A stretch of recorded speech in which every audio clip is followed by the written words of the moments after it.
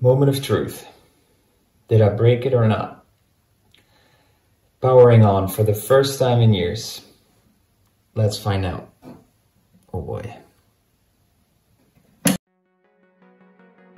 A while back when visiting my parents, my father dug up an old PC he had still lying around and he asked me if I could make use of it. And upon closer inspection, it turns out it's actually my old Pentium PC from the late 90s. This struck me by surprise. I had completely forgotten about it. So I told him, yeah, sure, I'll take it along and see what I can do with it. And this sparked a newfound hype for retro PC gaming. And that's exactly what we'll do in this video. We'll be rebuilding my old gaming PC, but we'll also be beefing it up with some great new parts from back in the day and see what we can come up with in terms of a powerful gaming PC. So, have fun!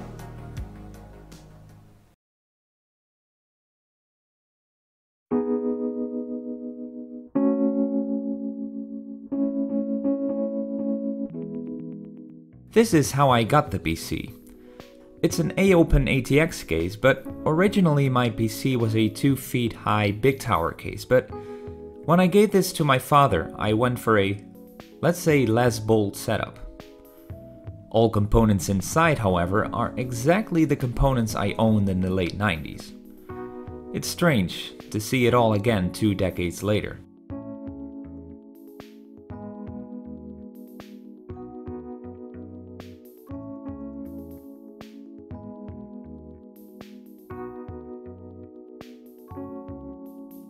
Since we'll build everything from scratch, a teardown is what we'll start with.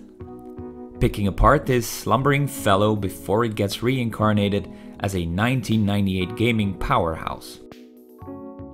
The only thing missing from my original setup is a Diamond Monster 3DFX card, which I sold at some point.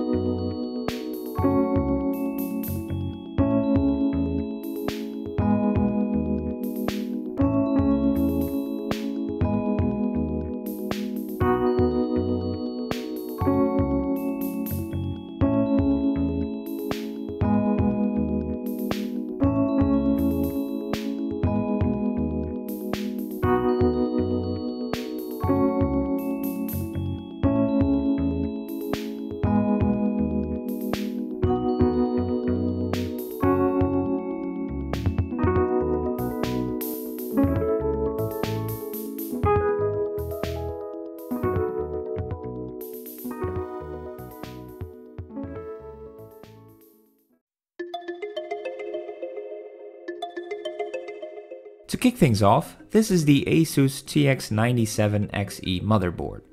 It features an Intel 430TX chipset, a socket 7 CPU slot, and it supports a maximum of 256 MB of RAM of either SIM or DIMM modules. It's a decent board for its time, allowing for a luxurious setup of 4 ISA and 4 PCI cards, as well as 2 USB ports, which was common for 1997. A Pentium 166MHz with MMX technology. I thought about upgrading the CPU, but for nostalgia's sake, I'll stick with my old trusty companion. This is the only new aftermarket Socket 7 CPU cooling fan I could find, but it seems to be a quality product. Although it's not necessary for these older generation CPUs, I still prefer to optimize CPU cooling, because why not? According to ASUS, a maximum of 256 MB of RAM is possible. Although these two PC133 DIMM modules amount to 384 MB of RAM, I'll take my chances of it working since I found these for very cheap. Instead of a parallel ATA hard drive, this IDE to compact flash adapter provides a better and more flexible alternative for main storage. The old CD-ROM was a bit busted and too yellowed for my liking. This nice and basically brand new A-Open CD-ROM complements the A-Open case nicely. And I'll just assume that this Sony floppy disk drive still works fine, so it will find its way back into the case.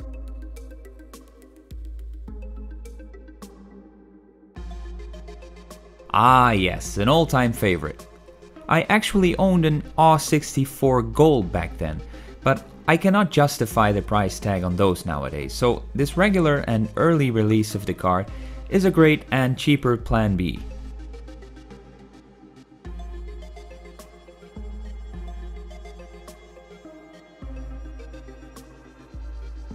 By the late 90s, I fell for Matrox's ads claiming this would be a top competitor in the 3D graphics card spectrum. Yeah, not so much. But with the RAM deck running at 220 MHz and a whopping 4 MB of SG RAM, it can be considered a well-rounded 2D graphics card. This is where it gets more interesting with a 3D accelerated card that hardly needs an introduction.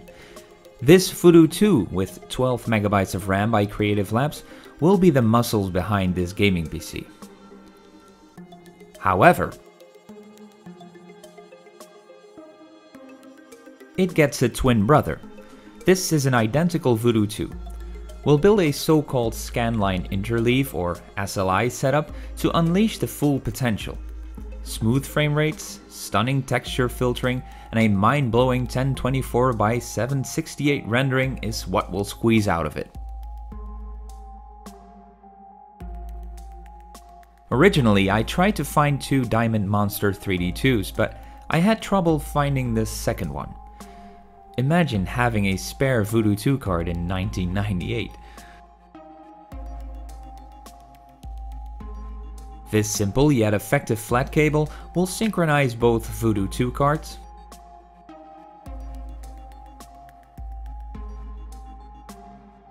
and the Matrox Mystique will be simply connected to the Voodoo 2 cards with this VGA extension cable.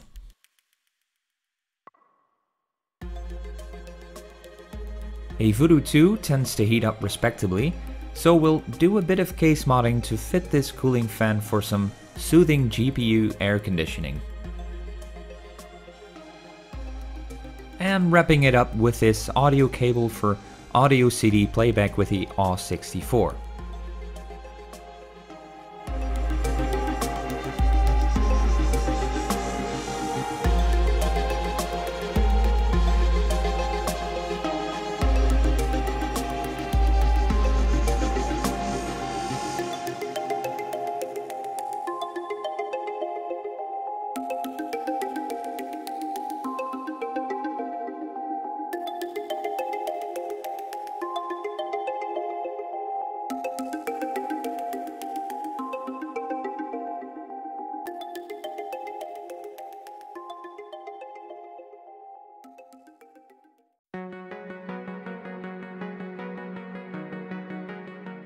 A common problem with electronics like this is of course leaking capacitors.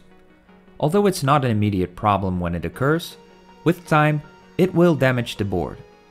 With this motherboard being over 23 years old, it would be perhaps wise to replace the capacitors now and give it an added lifespan of another 20 years at least. The catch is, I've never done this before, but I wanted to learn this for some time now. So, with the risk of damaging a still functioning motherboard, I'll give it a go. It also helps that this motherboard only has 12 capacitors, so it's not an overly ambitious recapping endeavor. So I ordered a bunch of new electrolytic capacitors. For those that don't know, the two main aspects to which the new capacitors need to match are the electric capacity and the voltage rating.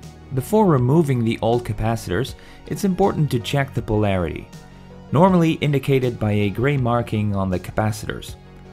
Although it's usually labeled on a board or PCB, I wanted to be sure, so I made this highly technical document.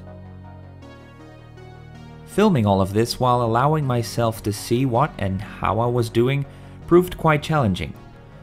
Nonetheless, to remove a capacitor, the solder on the pads will have to be heated for the capacitor to be lifted off the board. One by one and back and forth, heating up the pins while swaying the capacitor will do the trick.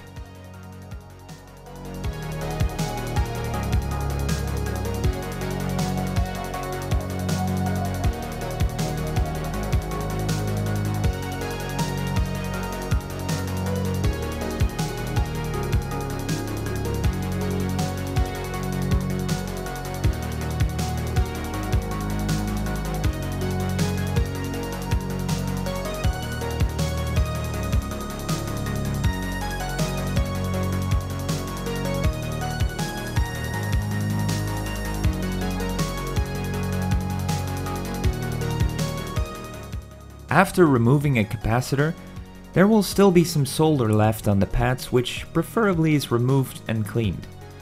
This can be done by using solder wick. I expected this to be a bit more effective. The solder seemed a bit reluctant to be sucked into the wick, but eventually I was able to clear the pads to be able to fit the new capacitors. A good scrub of the pads on both sides is needed to ensure a good adhesion of the new solder, done of course with some IPA. And I finally found a good use for my toothbrush.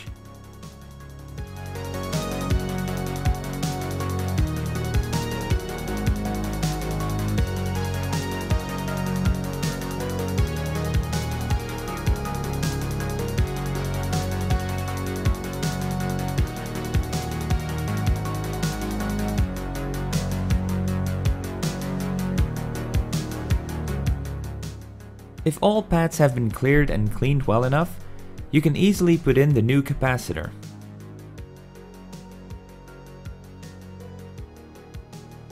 To make sure the capacitor stays in place, it helps to bend one of the pins carefully.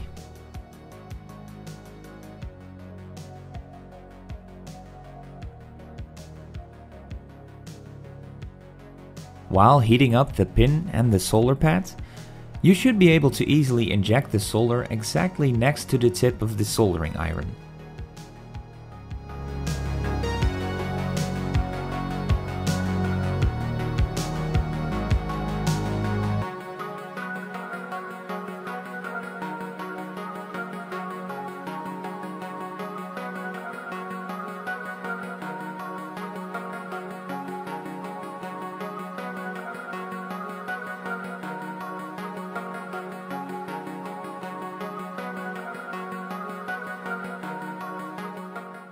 It's concluded by trimming the pins.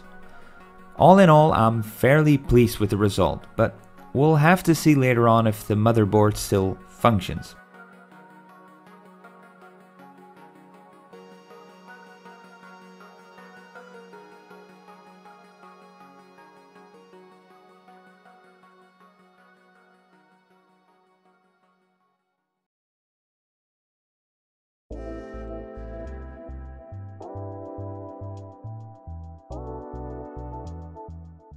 Before we start laying the puzzle, we'll slightly clean the case. And I say slightly because it's remarkable how dust-free and not dirty this thing is after years of lying dormant in my parents' attic.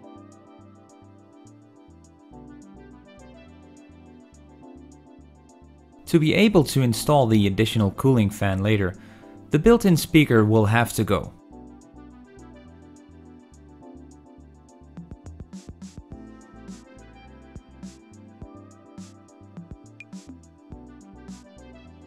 To be honest, I have no idea of today's standards, but getting a better look at the case now, I must say, this thing sure has some quality to it.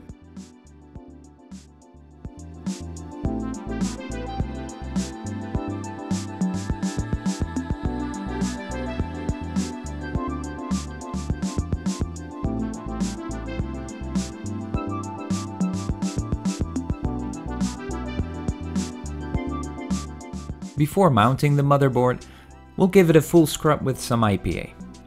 At this point, I'm also remembering the moment 23 years back when I took this motherboard out of its brand new packaging and getting started with installing it for the first time.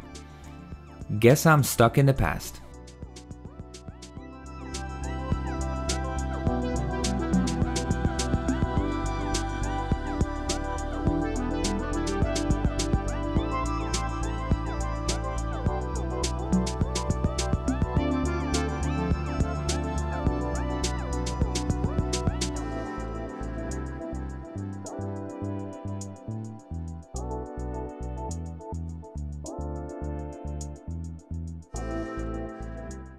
Giving the Pentium a good scrub not only serves a cleaning purpose, but the surface needs to be cleaned for the Arctic Silver application, of course. Now that we're mentioning it, all components will get a full clean like this, but there's no need to watch all of that, so we'll skip that for the remaining components.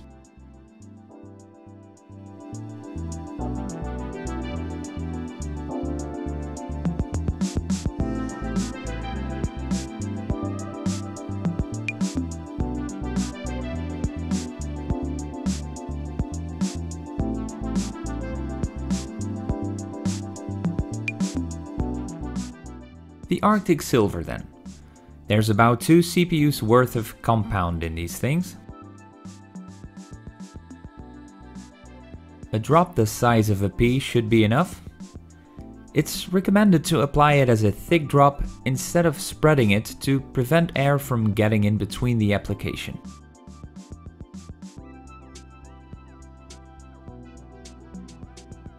Now by mounting the cooler, the Arctic Silver will be nicely spread across the surface and be able to aid the heat conducting.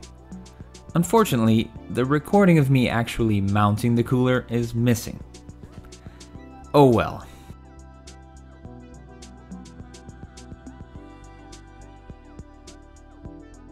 Installing the RAM modules here. Still wondering if the motherboard will support more than 256 megabytes of RAM. If we did not destroy the board by replacing the capacitors, we'll find out soon.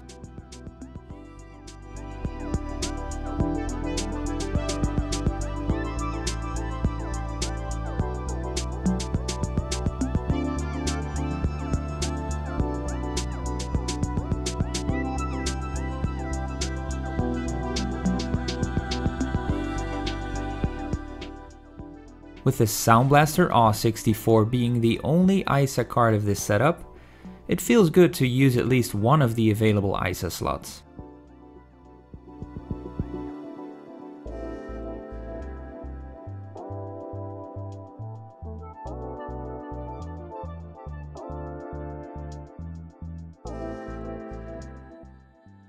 The Matrox Mystique 220 will find its way over here, and for good reason, as you'll see shortly.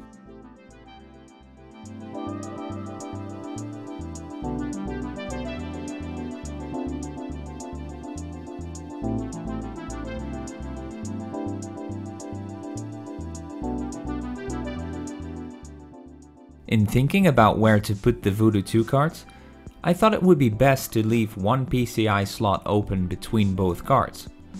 This will allow for a stream of cool air flowing between the cards with a cooling fan that we'll install later.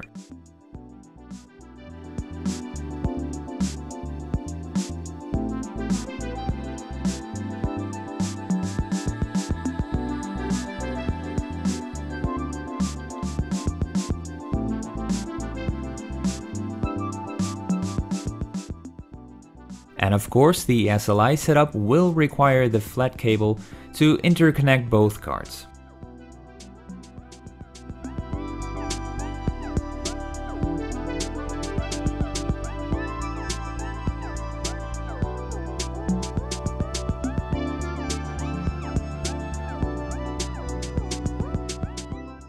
Over to the somewhat less internal components with the 40-speed A-Open CD-ROM drive,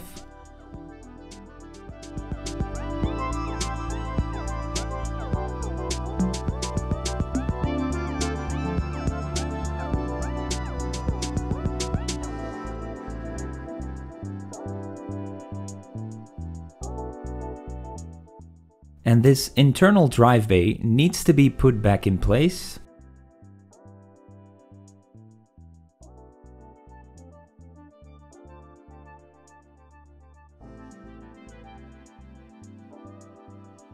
For the floppy disk drive to be installed. Normally a 3.5-inch hard disk would be found in here as well, but for that we of course have the IDE to compact flash adapter as a less retro alternative.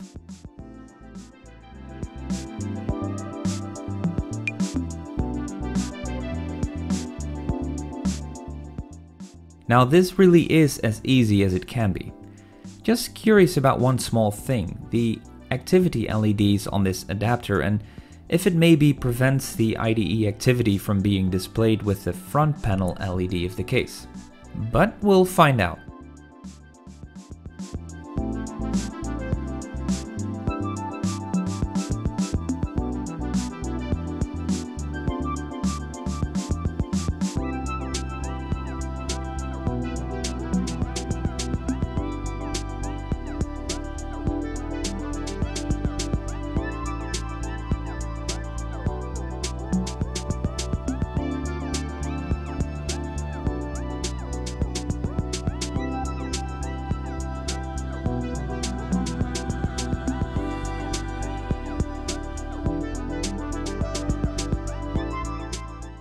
Onwards with the cooling fan then.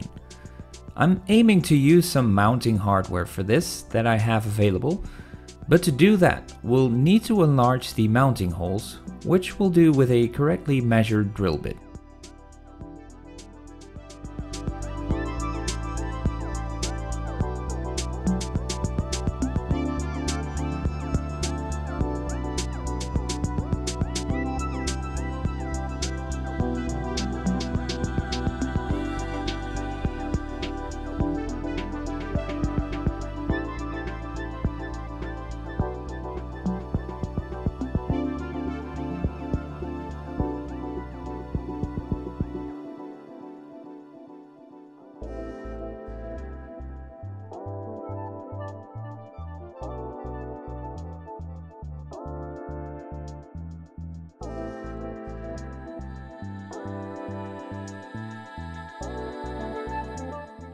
Next is to determine the position for the fan and mark the positions of the holes to be drilled, of course.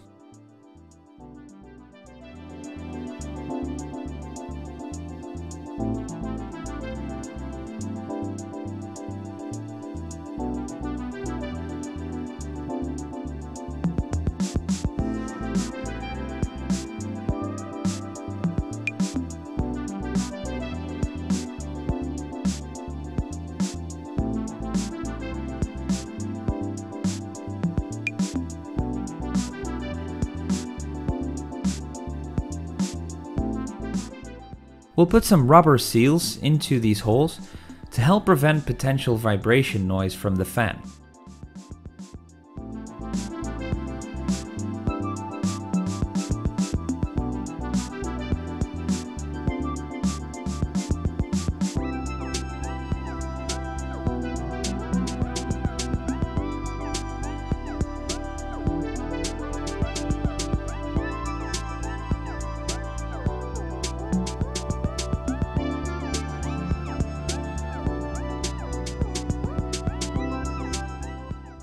Now, for efficient cooling, we'll pay attention to the plastic front panel of the case later on, as you'll see. But to optimize airflow from the inside, We'll put in some spacers to which the fan will be secured instead of mounting the fan directly against the front wall.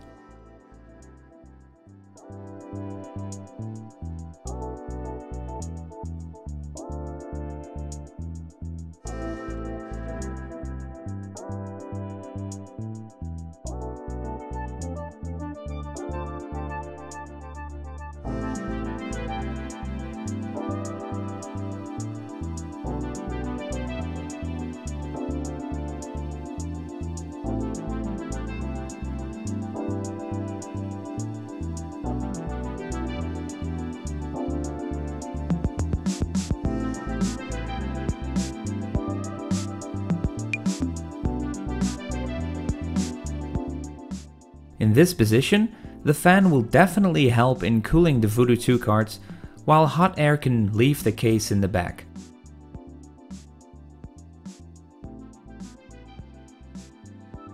Not entirely unimportant is the power supply. I'll just assume that this original power supply that came with the case is still working properly.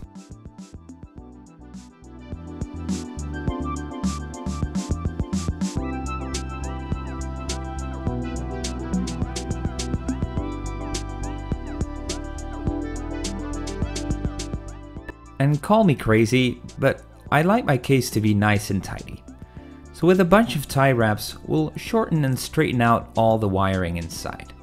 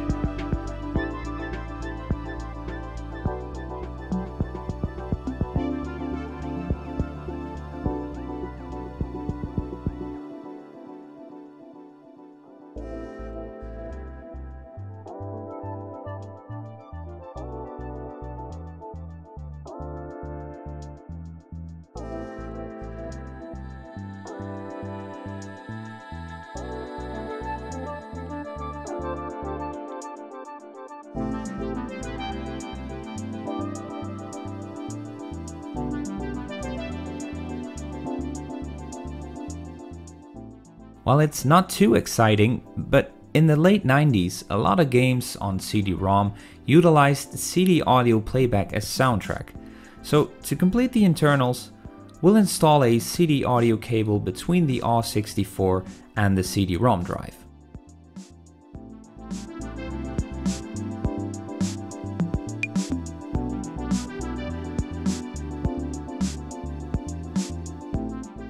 Now to shift attention to the external characteristics, the plastic front panel could use a clean, but maybe some of you already noticed that the front panel is lacking ventilation holes. I want the cooling fan to be able to suck in enough cool air, but I also don't want to compromise the authentic look of the case by drastically cutting holes into the front panel. So we'll opt for a cutout at the bottom, where it will have its function without changing the aesthetics. To prevent damaging the front panel when cutting into it, we'll apply some thick tape and mark the piece that needs to be cut out.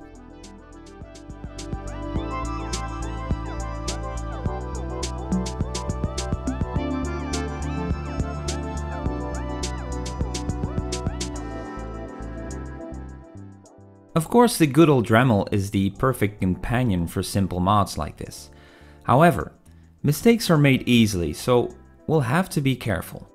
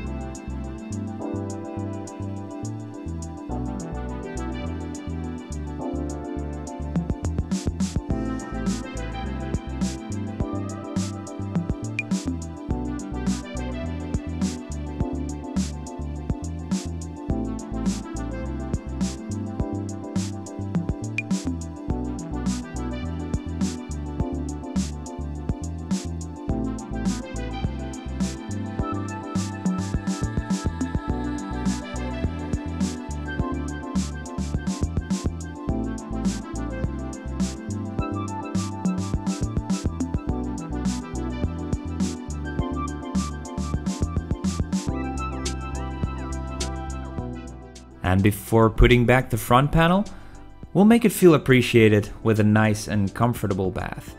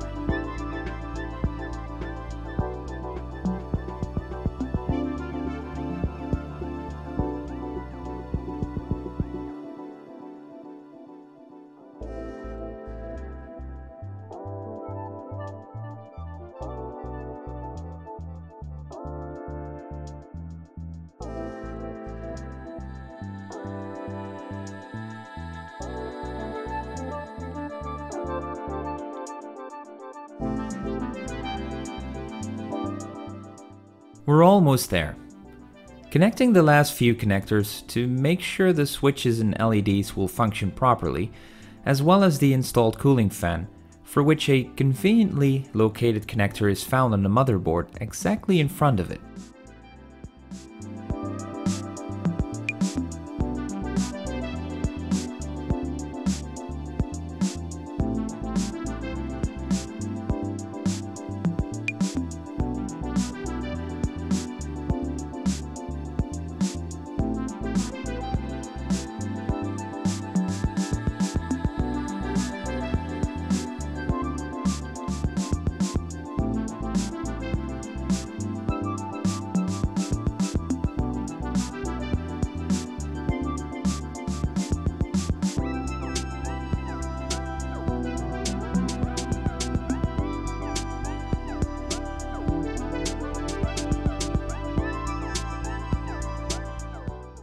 And lastly, a fresh new CMOS, or however it's pronounced, battery to keep us from struggling with unnecessary BIOS Alzheimer's.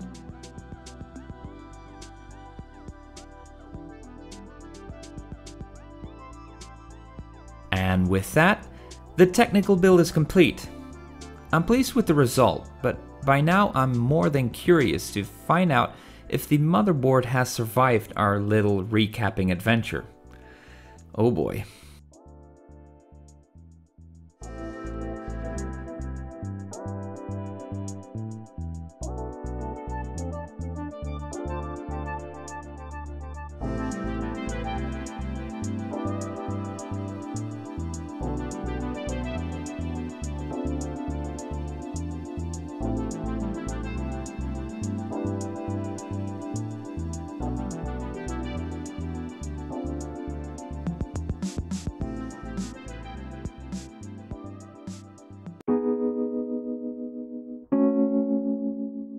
Before firing up the PC for the first time, we'll quickly go over what will complete the setup.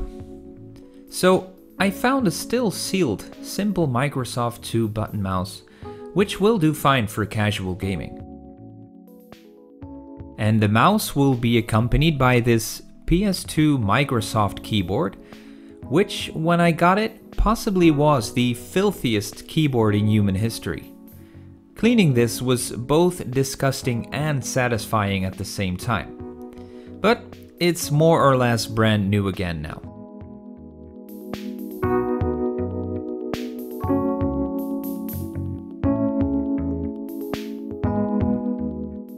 I also found this very 90s PC speaker set with probably a gazillion watts.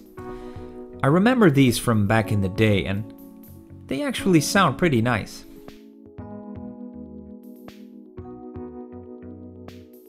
And what else to install than Windows 98? For the first time ever, I actually own a legitimate copy. Nah, I'm just kidding. I think. But first, will the PC even boot up after we replace the capacitors? Moment of truth. Did I break it or not? Powering on for the first time in years. Let's find out. Oh boy.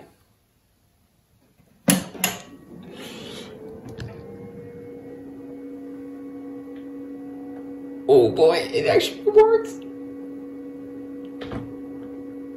Oh, does it really work? I guess so. Wow. That's kind of cool, actually. Okay, let's go. Excellent. Now, right off the bat, it turns out the 16GB compact flash card we installed is quite corrupt. So I ended up replacing it with a 2GB card that I still had lying around. Should be enough. Then, just like the good old days, patiently waiting for this setup to slowly complete, after which you're greeted with the timeless Windows 98 first boot sequence. Good stuff. And as always, running through different hardware drivers.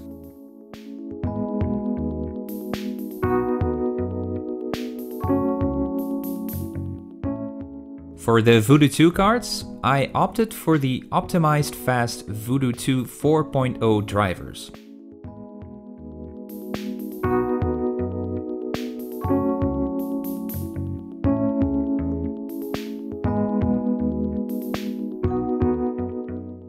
And by now, you might be wondering, what is this modern LCD monitor?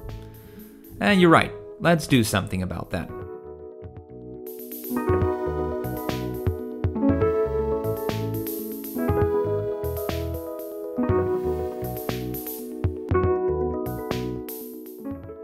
Much better. A Sony Trinitron Multiscan G420 19-inch CRT monitor. Not exactly the Trinitron I owned back in the day, but close enough. You just can't beat a good old CRT when going for a setup like this.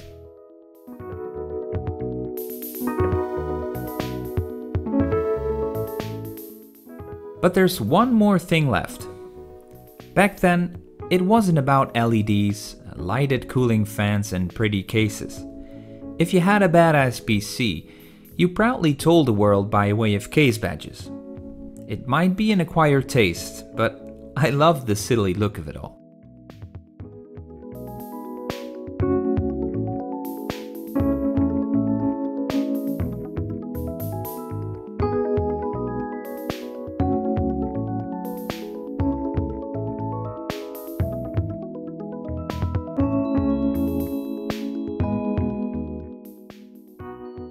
And with that, we are done.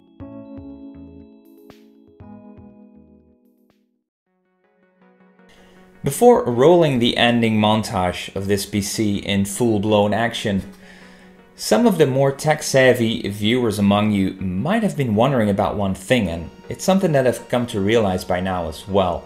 This Pentium PC is kinda underpowered for the Voodoo 2 SLI setup. So, in the meantime, I have picked up this Voodoo 1 card, just as the one I had back in the day.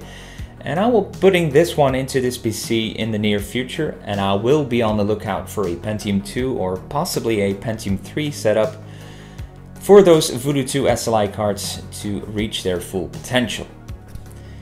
Nonetheless, I sure hope you enjoyed watching this video, and be on the lookout for a next video for the Pentium 2 or Pentium 3 PC, but that might be a while.